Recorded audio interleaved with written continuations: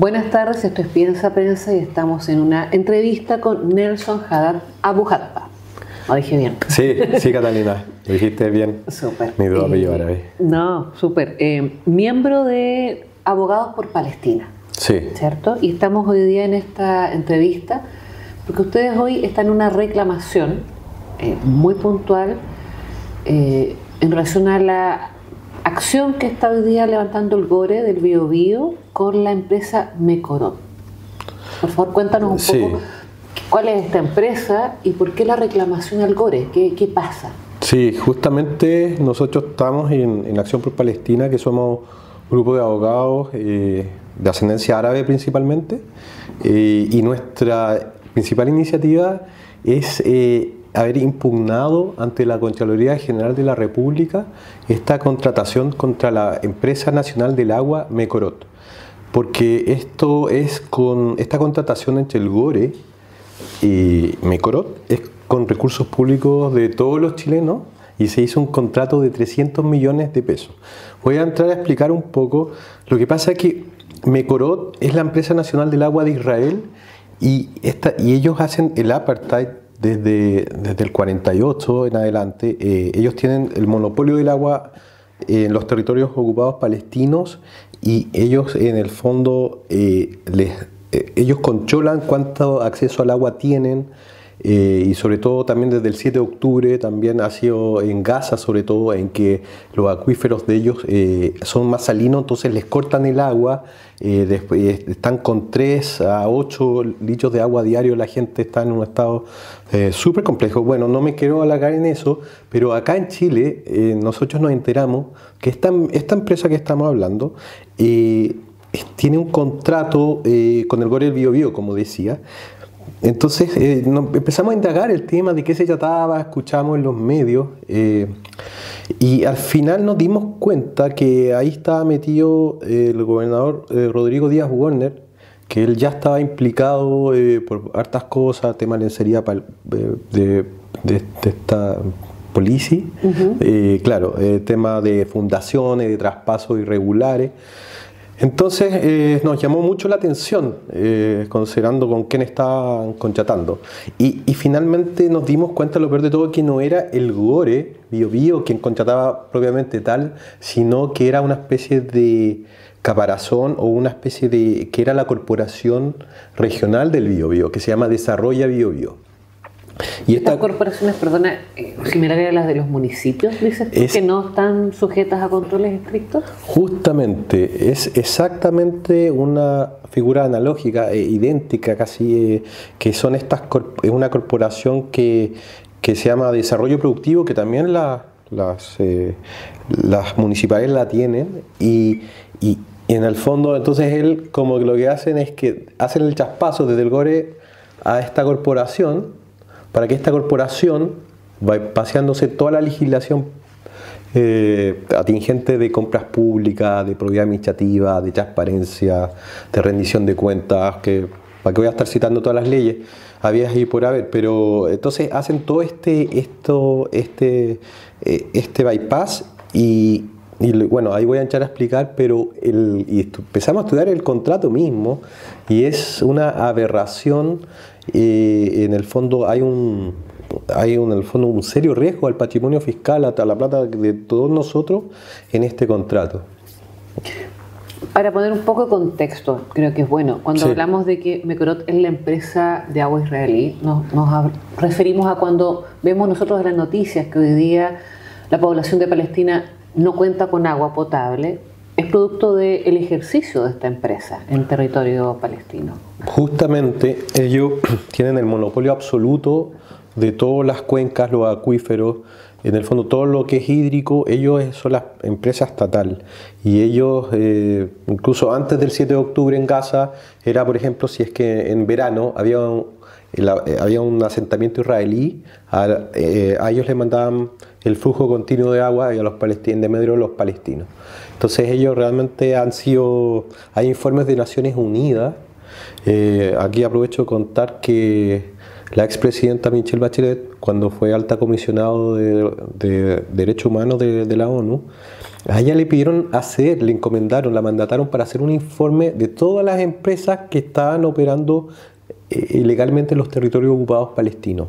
Y ahí Mekorot formó parte de este listado. Está, de hecho, actualmente y hay informes de Amnistía Internacional. Es sabido que esta empresa actúa irregularmente en los territorios ocupados, pero claro, a través de las embajadas israelíes, ellos lo hacen ver como que son la panacea, de que convirtieron agua en el desierto, las típicas ilusiones. Y sobre todo está en juego un recurso tan escaso y tan importante como es el hídrico, y sobre todo también en la región del Biobío y quién sabe más. Igual quería destacar que primero se trató de esta empresa de meter a Chile, disculpen lo coloquial, el año 2013. Y también trató en Argentina. Sin embargo, acá en Chile fue la provincia del Marga Marga, la región de Valparaíso. Sin embargo, no prosperó gracias al boicot. Sin embargo, en junio del año pasado, logran, todo el gobernador con una delegación fueron a Israel, tuvieron hartas negociaciones y lograron meterse, y en junio del año pasado suscribieron a este contrato. Hoy día, cuando ustedes hacen esta reclamación por estos 300 millones, están fundados primero en esta situación como irregular, pero además algún temor asociado, quiero decir, por las prácticas poco éticas que podría parecer tener esta empresa, que los mueva, digamos, ustedes. Es que justamente igual tenemos un temor de que este contrato no sea, es que hay muchas vulneraciones que voy a entrar a detallarlas así someramente, que no se está respetando el principio de legalidad y que no se respeta otro principio de certeza jurídica. Entonces, y con todo lo que ya, piensen ustedes que no quiero atacar a la persona del gobernador, pero ya ha sido formalizado, entonces son recursos públicos, entonces igual es delicada la situación. El contrato adolece de varios vicios, por decirlo así, que son porque no se observa, no se hizo una licitación pública, fue un contrato a dedo, a puertas cerradas, se eligieron a ellos. Entonces uno dice, ¿cuál es la idoneidad técnica de Mekorot? ¿Por qué Mekorot y por qué no otra empresa chilena, brasileña, estadounidense, canadiense o lo que sea? ¿Por qué ellos? Entonces no hay un criterio técnico para decidir que esa fue la mejor empresa. Tampoco la ley de Chile Compra establece que los contratos con la administración pública se tienen que pactar multas, garantías de fiel y oportuno cumplimiento para caucionar y resguardar el patrimonio fiscal ante incumplimiento. Aquí no hay nada de eso. Hay lo que se llama una renovación automática, es decir, el contrato debería expirar, ahora en junio debió haber expirado, ya el mes pasado. Sin embargo, tiene renovación automática e incluso se puede aumentar el precio si las partes lo deciden. También hay lo que se llama una cláusula de limitación de responsabilidad, y dentro de eso lo que se llama evaluación anticipada y convencional de perjuicio. No quiero entrar tanto en detalles técnicos jurídicos, pero lo que significa acá es que ellos están en el contrato diciendo por cuánto responde Mekorot, y en el contrato dice que Mekorot va a responder hasta el precio del contrato, que son 300 millones de pesos. Entonces ahí el ejemplo que le damos a la Contraloría era, ¿qué pasa si Mekorot, un ejemplo hipotético, pero qué pasa si asesoran mal y en una represa ahí en el Biobío y en el fondo se produce un desastre producto de la mala asesoría y se desboca la represa e inunda todo un pueblo, una localidad, y el perjuicio asciende a 1.000 millones de pesos? Entonces no, ellos van a responder solo por 300. Entonces, y eso está en el contrato. Otras cosas ilusorias como que dan hasta risa, es como que se pactó, no se rige por la ley chilena el contrato, se rige por la ley de Inglaterra. ¿Cómo es posible eso? ¿En qué contexto ustedes como abogados, cómo logran justificar eso de parte de ellos? Claro, voy para allá. Se pactó eso, la ley extranjera, y que en casos de controversia, el tribunal extranjero, también tribunal extranjero, ni siquiera los tribunales chilenos pueden ver del contrato, sino que se somete a arbitraje en Inglaterra bajo las reglas de la Cámara de Comercio Internacional, la ICC. Entonces, eso, ya uno, si fuera un contrato entre privados, disculpen, estoy medio resfriado, ya si fuera un contrato entre privados, ya eso es como un poco... Tú eres abogado acá en Chile, que vaya a ir a meterte a Inglaterra, por decirlo así. Pero para el sector público es más complejo todavía, porque aquí operamos en base a lo que es el principio de legalidad. ¿Qué quiere decir eso? Que solo podemos hacer lo que expresamente estamos facultados como organismos públicos. Y aquí entonces con esto se bypassea, entonces se pacta, se hace todo esto lo que he estado diciendo de la limitación de responsabilidad, de someterse a arbitraje en el extranjero o que se aplique la ley extranjera, todo eso tiene que haber una facultad expresa por ley. Y aquí en el fondo con este contrato como que se bypassea todo eso. Y entonces es gravísimo. Seguimos en esta entrevista con Nelson Haddad Abujanra. Nelson, estábamos en toda esta explicación que tú decías que no quería ser tan técnico, pero efectivamente yo creo que es bueno que la gente tome nota y que investigue, porque estás planteando una situación altamente irregular, donde ustedes como abogados por Palestina han llevado esta reclamación en esta situación que hoy día el GORE de alguna manera ha sustentado, porque las corporaciones, estas famosas corporaciones, igual que las que pasan en los municipios, no están sujetos a tanto control. Sin embargo, tú nos hablabas de una empresa extranjera que no tiene domicilio en el país, que no se somete a arbitrio nacional, sino que también de afuera, que se contrata en condiciones bastante irregulares. ¿Qué dice la Contraloría, por ejemplo, de esto? Sí, justamente. Nosotros lo que le pedimos a la Contraloría en concreto es que fiscalice a Desarrollo Biobío, al GORE y a la Desarrollo Biobío, que fiscalice este contrato. Y también le pedimos a la Contraloría, y contestando derechamente tu pregunta, es que aplique ya lo dictaminado ya respecto a las corporaciones municipales y a lo dictaminado por CONAF. Que también CONAF y las corporaciones municipales son personas jurídicas de derecho privado sin fines de lucro, pero ¿qué ha dicho, para no ir tanto en detalle, pero qué ha dicho finalmente la Contraloría respecto a esto?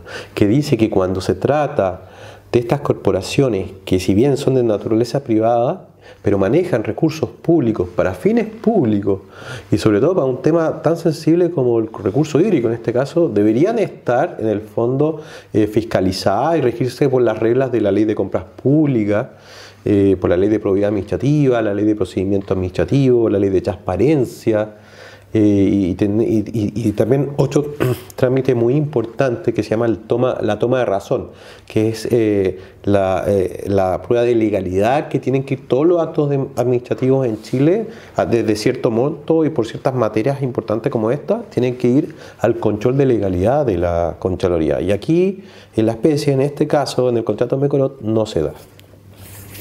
¿Hay alguna acción que ustedes además estén pensando para avanzar en esto? Pensando en que no pase mucho, digamos, en el Biobío. Estoy pensando a nivel estatal, porque esto pareciera ser de interés tomando en cuenta lo que tú decías, el recurso hídrico es de mucha importancia. Justamente, es un tema vital. Ustedes saben el recurso hídrico, todo lo que significa, la escasez que hay, el buen uso de él. Entonces, igual estamos preocupados porque, claro, se instaló en solo la región del Biobío, pero vemos el caso de nuestro vecino al otro lado de la cordillera, en Argentina, que ya se ha instalado en 5 provincias y son gigantes y están ahí, y allá lo que no hemos dado cuenta es que el nivel de transparencia es más bajo que el de Chile. Entonces allá ni siquiera ellos tienen acceso a los contratos que se han firmado con los gobernadores de Argentina y Mecorot. Entonces es todo muy turbio y de hecho allá hay una organización que se llama Fuera Mecorot que nos invitó a participar de una charla telemática donde estuvimos nosotros representando a Chile, estuvieron de Uruguay y de otros países de Latinoamérica. Entonces es un tema, es un fenómeno que está pasando en muchos países. Recuerdo que, por ejemplo, Portugal y Holanda también celebraron ciertos memorándum de entendimiento, ciertos acuerdos para que ingresara Micro, pero finalmente por todas estas denuncias a nivel internacional, ellos cancelaron dichos acuerdos con Micro. Gracias al movimiento también del activismo pro-palestino, de los ecologistas, etc. Bueno, yo creo que eso podría ser una alerta también para nosotros como país. Nelson, ¿cuáles son las acciones que vienen para ustedes en esta línea? Bueno, nosotros esperamos seguir, estamos atentos al pronunciamiento de la Contraloría, a su fiscalización.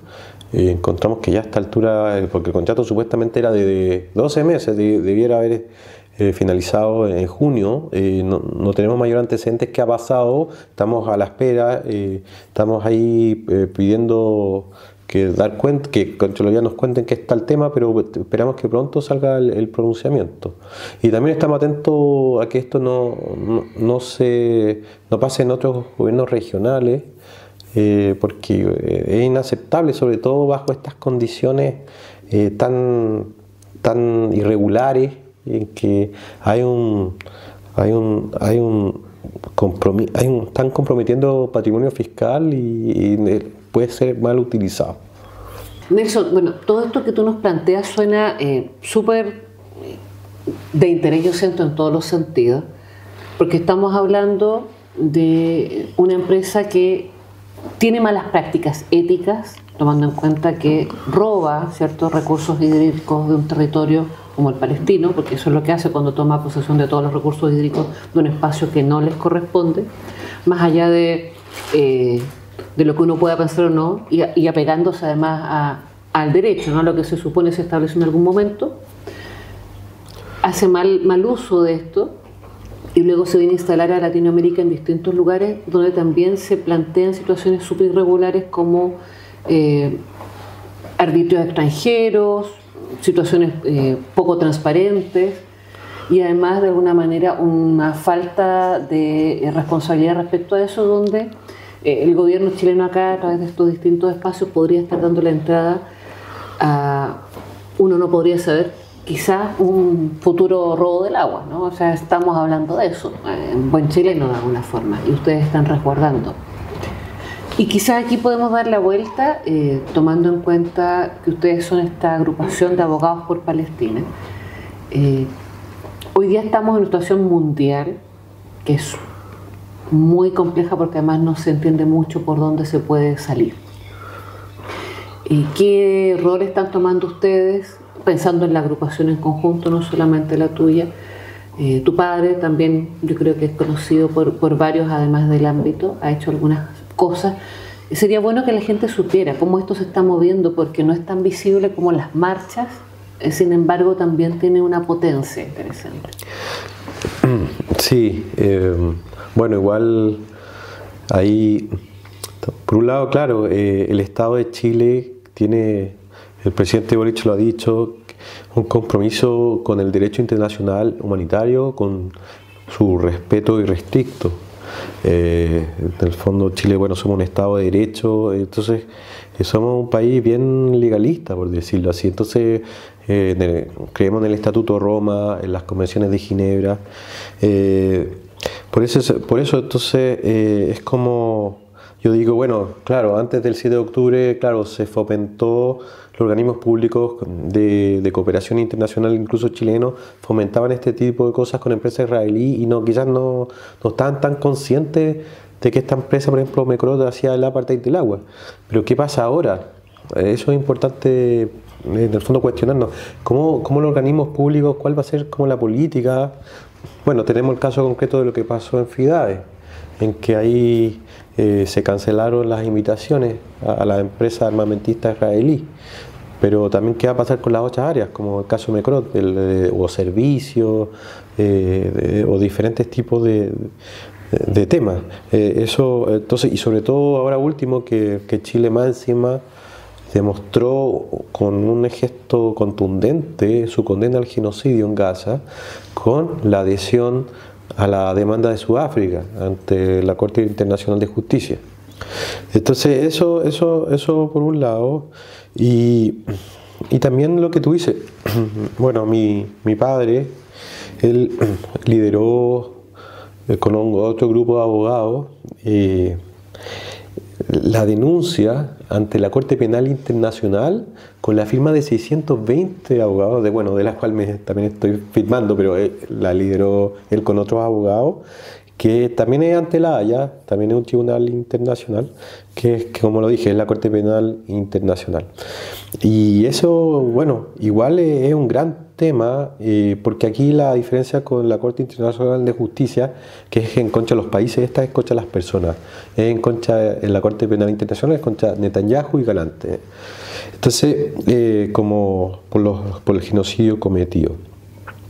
Entonces, él, claro, nos pidió apoyo a la agrupación de abogados por Palestina, ahí, y nosotros, es que, claro, es fácil tú poner en el escrito el genocidio, lo que hemos visto en la prensa, pero hay que humanizarlo y identificarlo y como cuantificar los casos, que por ejemplo el caso de la niña Hind, como la niña que iba en la ambulancia, el tema de los hospitales, casos de estos chicos, de un chico que estaba en el hospital recuperándose de un ataque y se hicieron pasar por enfermeras, médicos y lo asesinaron.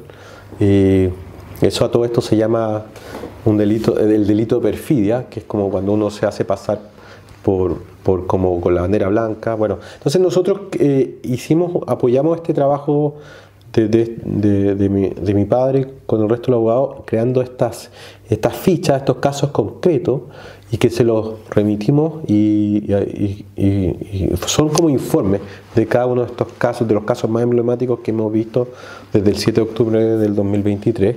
Y eso fue recepcionado por la jefa de la oficina de víctimas de la Corte Penal Internacional y luego fueron traspasados al mismo fiscal Khan. Y no queremos como decir, wow, fue como consecuencia directa, pero fue muy importante esta presión para él de tener estos casos documentados, con testigos, de todo lo que sucedió con todo muy al detalle, para que él luego solicitara ante la Corte que se expida las órdenes de detención contra Netanyahu y Galán.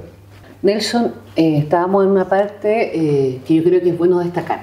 La gente ha recibido mucha información y de pronto te ciegas un poco, ¿no? O sea, estás comentando algo que yo creo que efectivamente es muy interesante, que desde Chile se generó una acción legal concreta, ¿cierto? Hablabas tú de la Corte Penal Internacional, que va contra personas y no contra organismos, y en este caso iba directamente contra Benjamín Netanyahu, ¿cierto? Por este genocidio, donde tu padre junto a otro grupo de abogados lidera y donde ustedes también como agrupación participan, el poder identificar estos casos y poder profundizar en ellos. ¿Podrías contarnos un poco qué pasó con eso? Porque hoy día han habido algunos informes que hablan, por ejemplo, de que estaría siendo posible detener a Netanyahu. ¿Cómo es la condición hoy día? ¿Qué está pasando con eso? Sí, bueno, efectivamente el fiscal solicitó ante la Corte las órdenes de detención.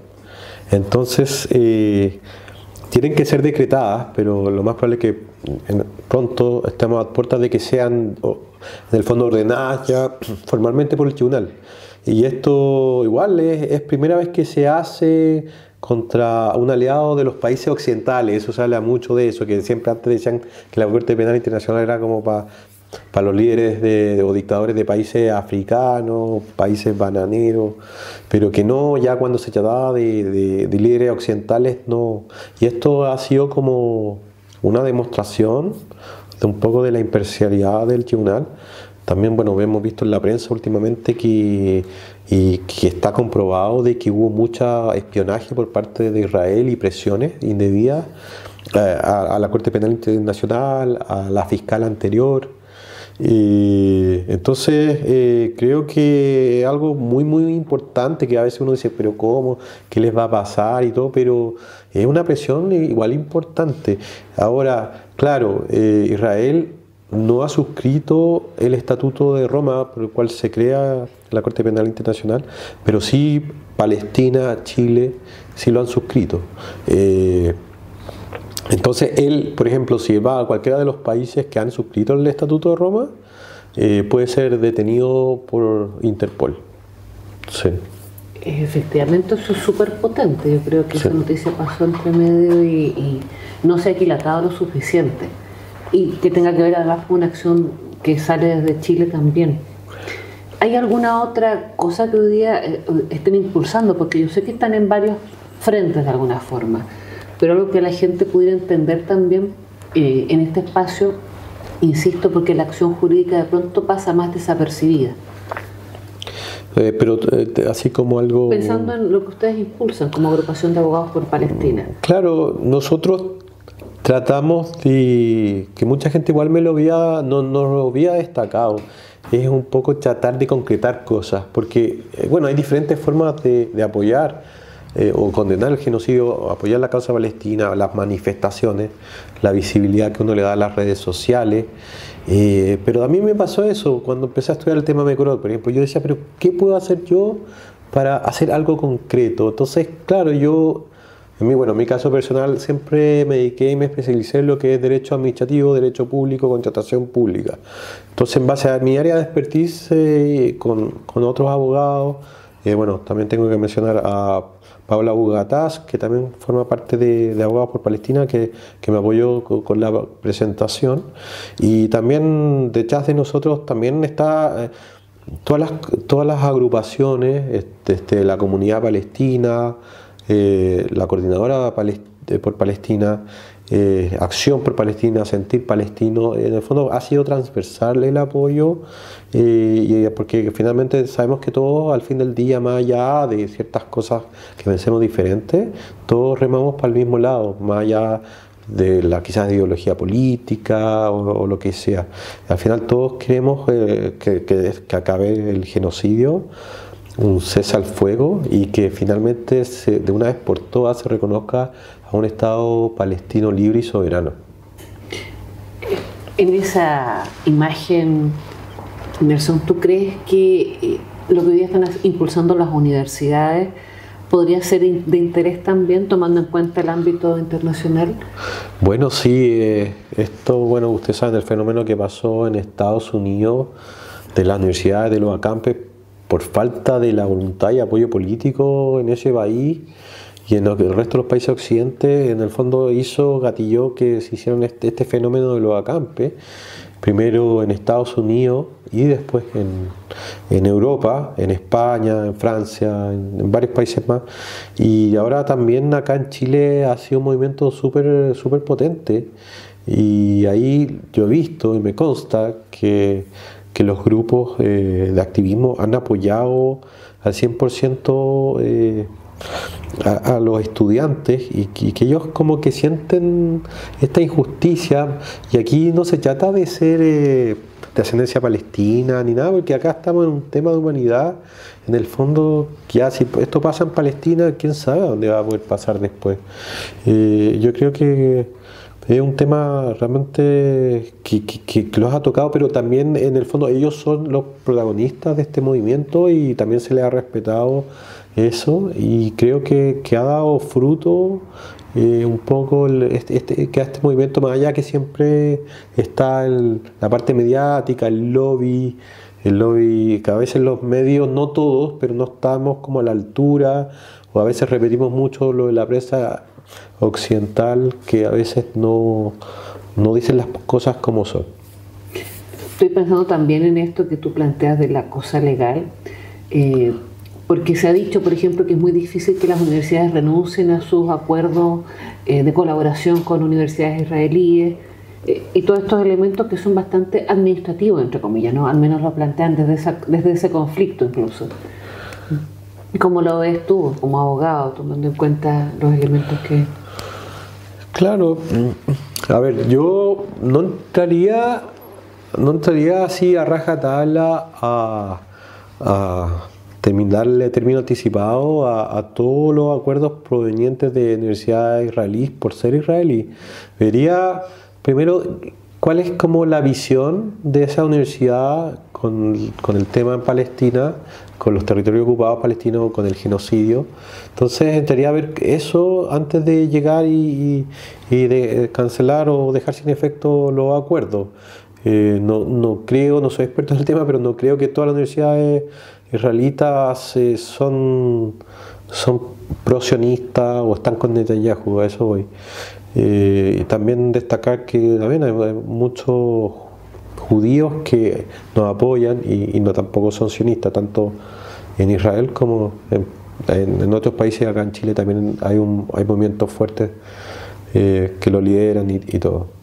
Eso es una postura interesante también, ¿no? Que la gente entienda que no se trata de eso, ¿no? que tiene que ver con otros elementos. Sí. Nelson, ¿qué te puedo decir? Yo creo que hay muchos elementos más que podemos ir desarrollando y te dejamos súper invitados para que vengas tú, parte de tu agrupación, a contarnos sobre todo cómo avanza el tema de Mekorot, si se renovó este contrato de manera automática y significa que siguen otro año más. Pero además, como yo entiendo que ustedes están como observando, ¿cierto? ¿Qué pasa a nivel nacional y en los alrededores? Sí, justamente, bueno, tenemos en forma reservada, obviamente, otras acciones que vamos a hacer pronto, así que igual vamos a tener novedades respecto a eso. Ojalá que nos vaya bien y ahí cuando se pueda hacer público, obviamente que te vamos a avisar. Fantástico, muy agradecida y bueno, tu casa. Así que a muchas gracias por la invitación. Les pedimos que vean esta entrevista y que también comenten y difundan. Es bueno que la gente sepa lo que está pasando. Entonces, Piensa Prensa, síganos, replíquennos y bueno, apóyennos. Esto es Piensa Prensa, un medio independiente que solo depende de ustedes.